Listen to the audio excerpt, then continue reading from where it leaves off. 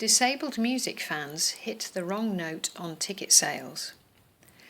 Some 90% of disabled people feel discriminated against when they buy tickets to watch live music because the booking system they have to deal with is so inaccessible, according to a new report by a pioneering user-led charity.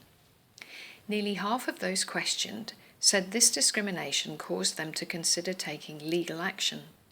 The report, by Attitude is Everything, which works to persuade the music industry to implement best practice in disabled people's access to live music, found that only 2 of every 10 music venues offered disabled customers the option to buy tickets online. But the report also found that 75% of those customers preferred to purchase tickets online rather than by phone.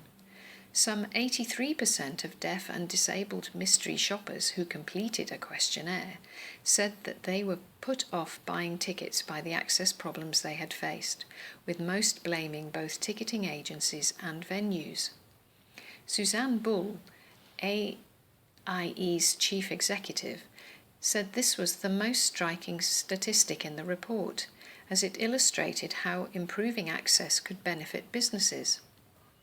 Bull said that deaf and disabled people, including their families and friends, brought in more than £115,000 in ticket revenue to the Reading Festival last year, as well as an estimated £70,000 spent on food and drink.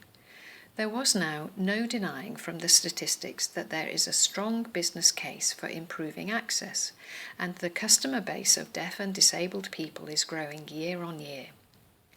The charity plans to campaign for accessible ticketing systems to be introduced across the live music industry, following larger festivals such as Glastonbury, Reading and Leeds, which are leading the way.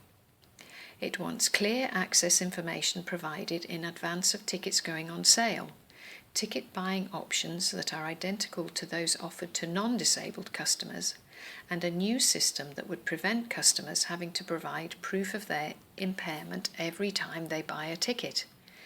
The report is based on more than 200 mystery shopping reports from venues and festivals, 40 questionnaires and 13 interviews. It reveals that probably the key factor in deciding the accessibility ratings given by the mystery shoppers was if the venue or festival provided a viewing platform for disabled customers. More than 2/5 of venues and 2/3 of festivals provided at least one viewing platform.